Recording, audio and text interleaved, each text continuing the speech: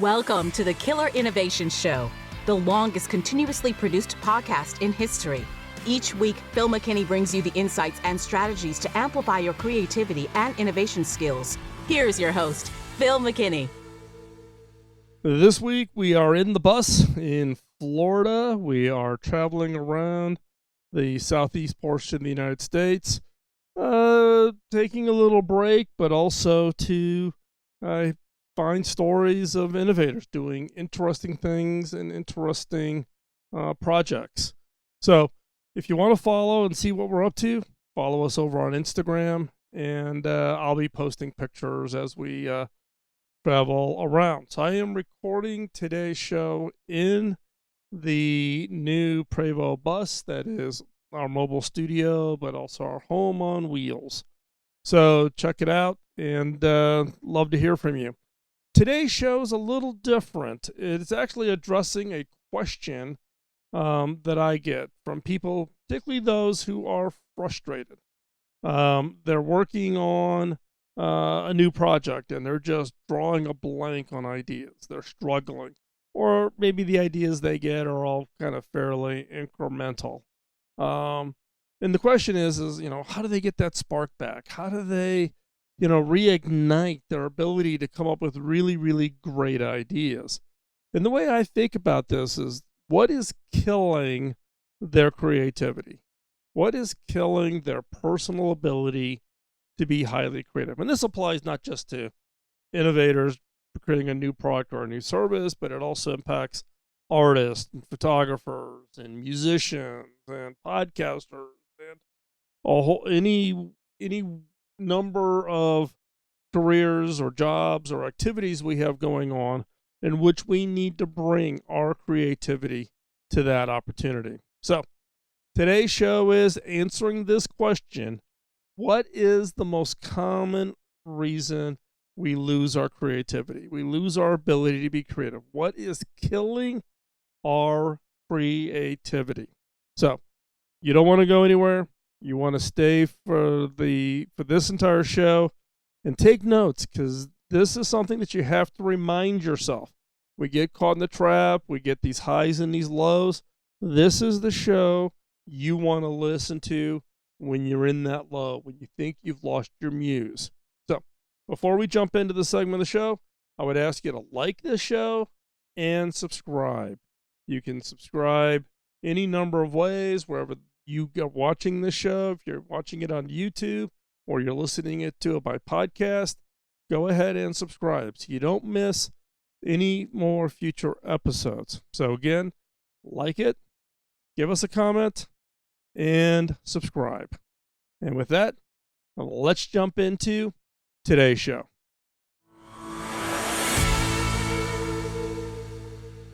Each of us has had a time when we just could not bring creativity to the job or the project at hand.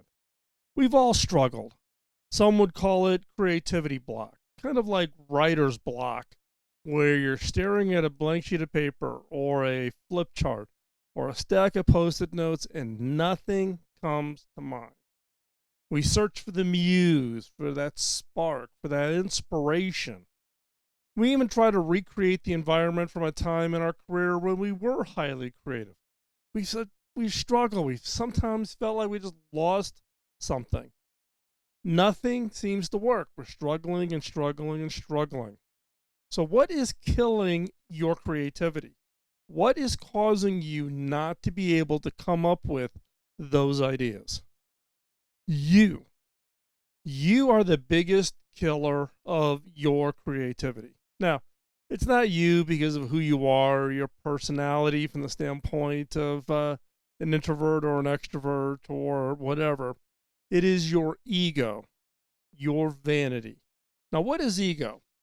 Ego is a sense of self-esteem or self-importance. Vanity is that excessive pride in one's appearance or in our achievement. Those are the people that kind of do that humble brag about they got this award or achieved this accomplishment. And this ego and vanity, yeah, it can happen younger in the career, but those that are in kind of the mid-cycle of the career or later in the career really from this. Now, in addition to your ego and vanity, it also plays out that it plays a little bit of that fear of failure, right?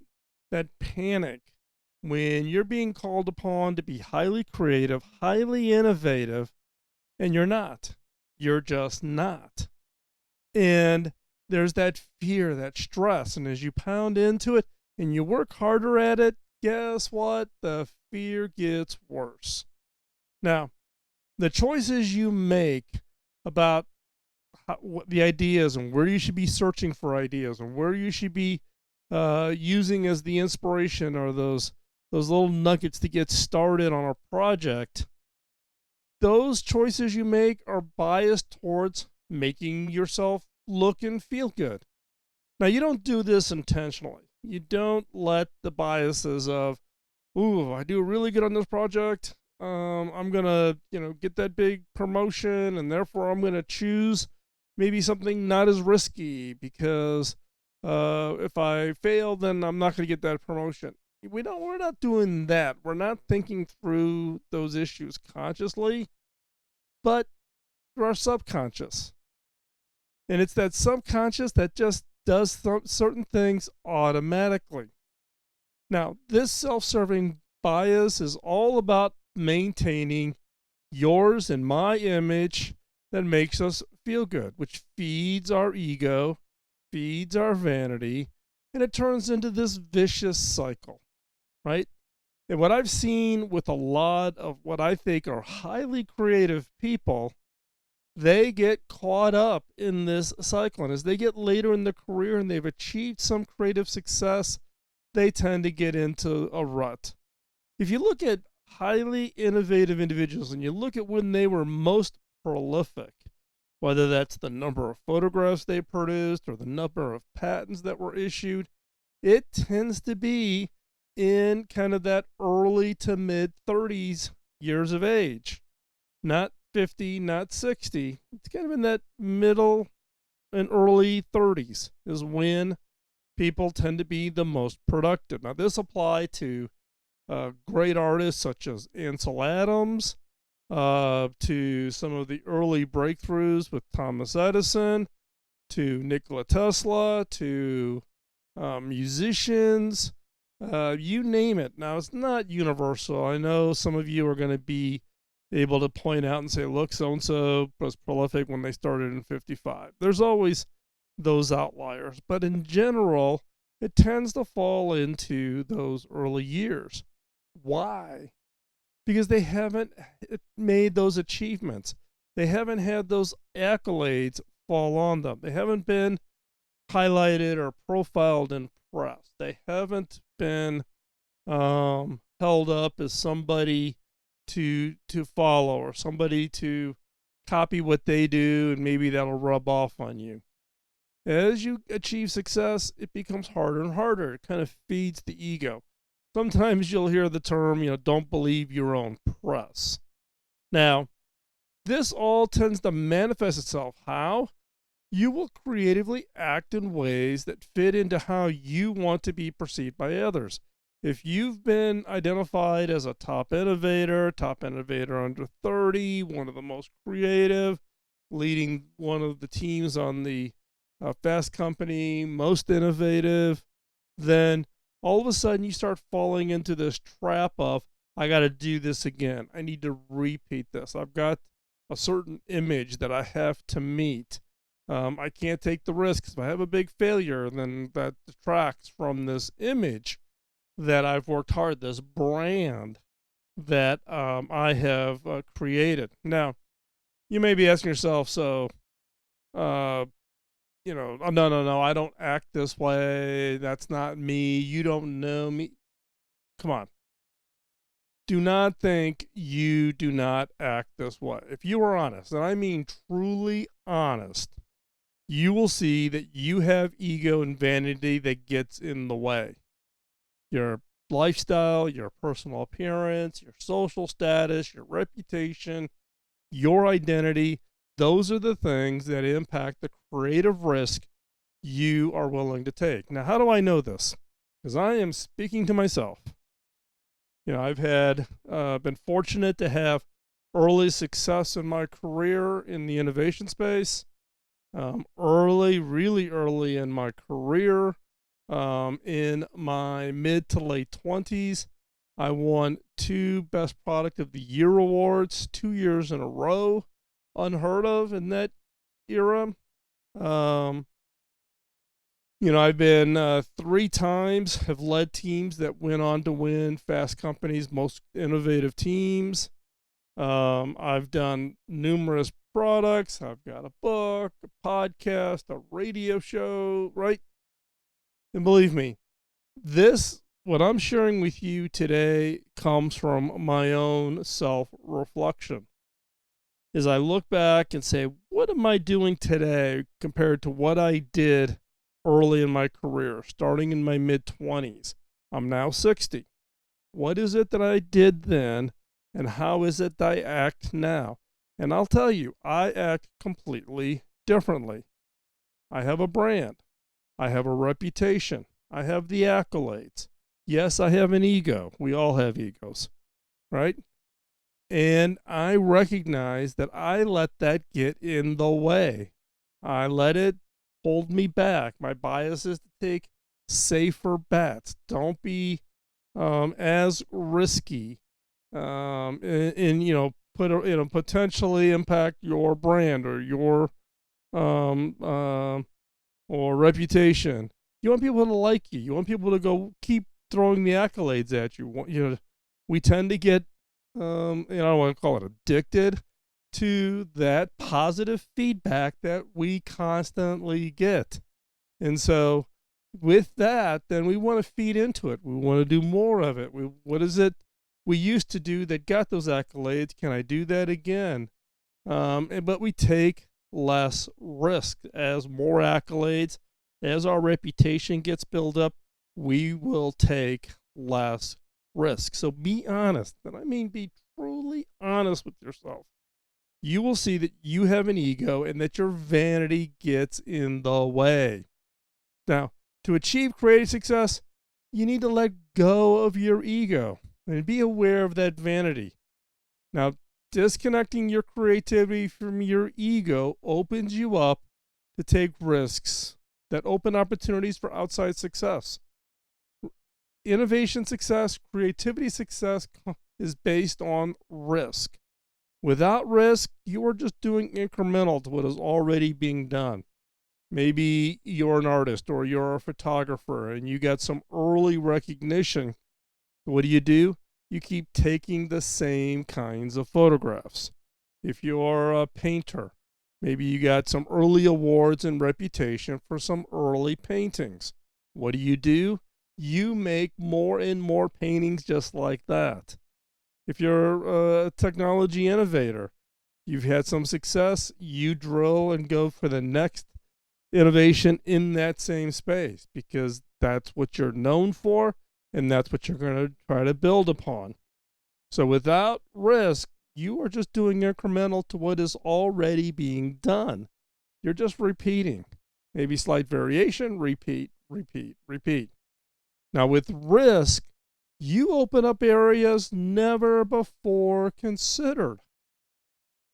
And that's what happens when you can check the ego to the side, when you can check that vanity, when you don't care what other people think about you. You don't care about what that perceived reputation is that you have built up. You need to be willing to take that risk. Without taking risk, you are killing your creativity. Now, warning here, disconnecting from your vanity is extremely hard, if not nearly impossible for some people. And I'm sure we all know some people that you can look at who've got oversized egos and have a vanity that is just, beyond scale. They will never be able to disconnect. They wallow in that ego and in that vanity. But disconnecting from your vanity is extremely hard. And if it was easy, then everyone would be able to park it and be highly creative. You're already stepping out. You're listening to me today. You're obviously interested in creativity and innovation and improving your own skill sets. So it tells me that you're willing to try. That we have to find a way to park our egos, park our vanity. So starting today, become self-aware and keep your ego and vanity at bay. So how do you do that? The biggest way to do that is stop comparing yourself to others. Stop comparing yourself. Each of us are on a different creative journey. We all sometimes have slow years. Some of us have growth spurts in our creativity. We are each on our own path. The path I'm on is not the path you should be on, nor the path that somebody else should be on. We are all on our own different paths. And no two paths are the same. If you try to follow my exact career and what I went through, holy smokes, get ready. You're going to go through a lot of pain, right? Don't. Find your own path, right? So stop comparing. Stop saying, well, if I don't have the same path as Elon Musk, then I'm not going to be as successful. And my identification of success is I want to have as much money as Elon. That's your motivation. I can warn you right now, don't focus on the money. Focus on other things. The money comes, right? But no two paths on our creativity will be the same. The path I took versus the path somebody else's took, completely different. And both could have, meaningful and successful careers. As long as you keep comparing yourself to others through things like, how many likes do you give on a post you've written or a blog you've written, how many shares, accolades for past projects, number of patents awarded, all of any kind of metric. If you keep using that, keep comparing yourself to others, you are going to be disappointed. You are feeding that ego. You are feeding that vanity. And with that is killing your creativity. Now, I recently posted on social media my belief that social media actually hurts, not helps, your ability to be creative. Social media is not reality. Now, I post there because I find it as an interesting platform that I can reach more and more people, can share my thoughts, but I don't share and post, a lot of information. It's things that I think are useful. It's not about the comparison. So my firm belief is that social media is not a reality. It gives us the idea that, we're not as good as somebody else. We're not as good as, a better photographer than us, or a better engineer than us, or a better inventor, or a better CEO, or better whatever, right? Social media, I'm going to repeat this again. Social media is not reality. Because again, it's trying to tell us that we're not as good as others. And don't believe it. Do not believe it. You are the best you. Be you. Don't be somebody else. Don't try to be somebody else. You are the best you. Your creativity, your ideas, your innovations are uniquely you. Don't shy away from it. Don't try to make it look or sound like somebody else's or somebody similar to somebody you admire. Don't do that. Do not let this comparison model get in the way. Because if you do that comparison and you don't feel you're as good as somebody else, then you will get caught in this negative talk. I'm not as good. Why should I try? Oh, this is a stupid idea. And then pretty soon, any attempt to be creative totally evaporates, totally goes away. Why? Because why should you try?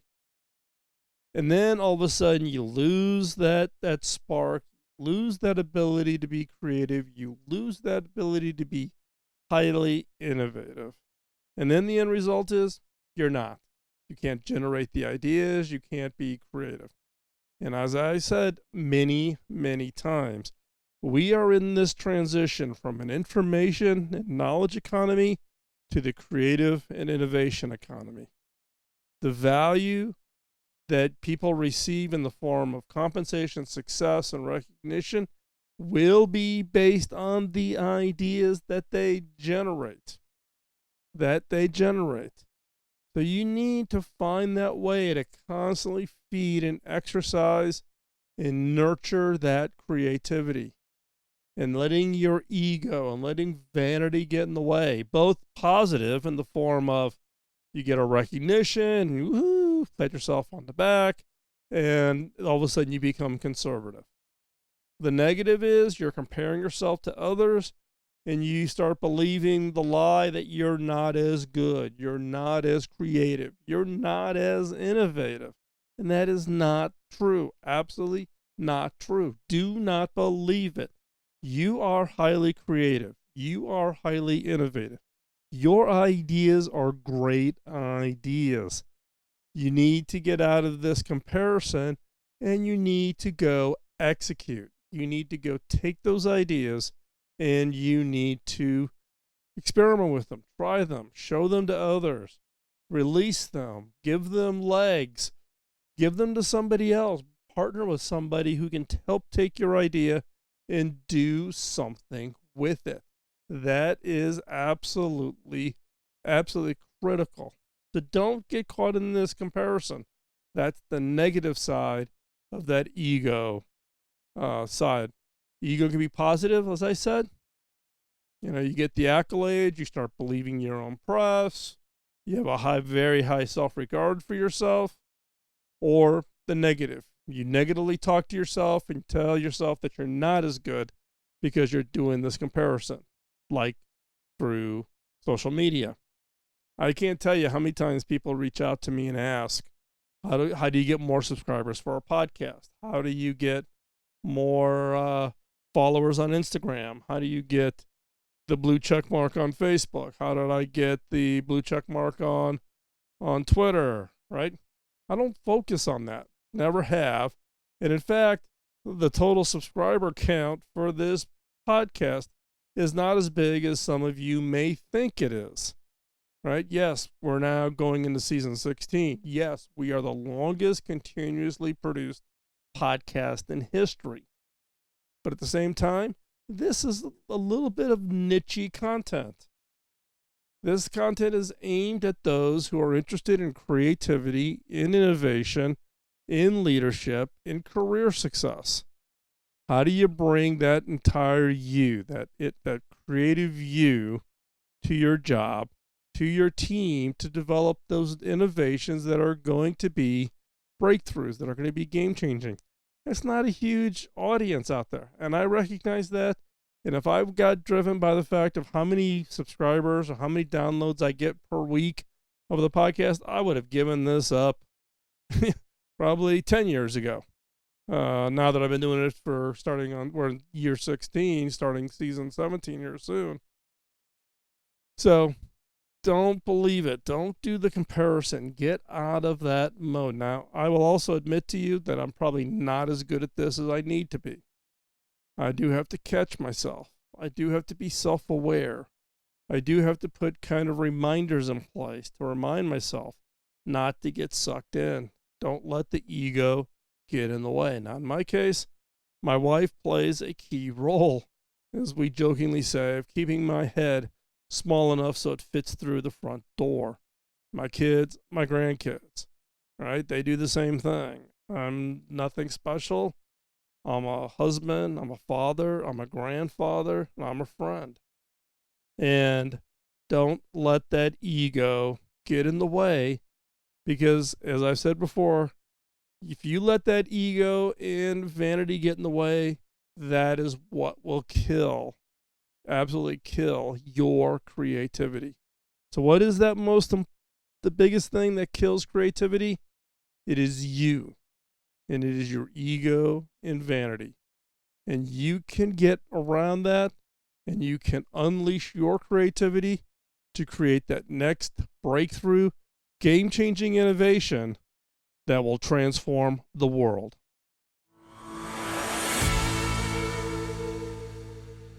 Thanks for joining me today. Hope you enjoyed today's show. Help me help others by sharing today's show with someone you think needs to hear the message. I'm sure you've heard from your peers and friends that they may be struggling with being creative, struggling with self-confidence around innovation and creativity. Share this episode with them. Interested in finding others who are passionate about creativity and innovation? It's hard to be on your own. It's hard to be an island. Visit the innovators.community. It's a free community. It's made up of creatives, artists, innovators, all learning from each other, all encouraging each other, all being there to answer questions and offer support. So check it out, theinnovators.community. It's where I hang out. I usually post there at least every day, if not every other day. So you want to check that out. And there's also a great way for you to find maybe innovators in the region or countries that you live in that you can meet up with and team up with even. So now, with today's topic around creativity, the one other follow-up question I get is, how do I unlock creativity? How do I learn the skill? Well, one way to do that is to participate in a virtual session of the Disruptive Ideation Workshop. This is a workshop that I wrote. It's actually hosted by the Innovators Network.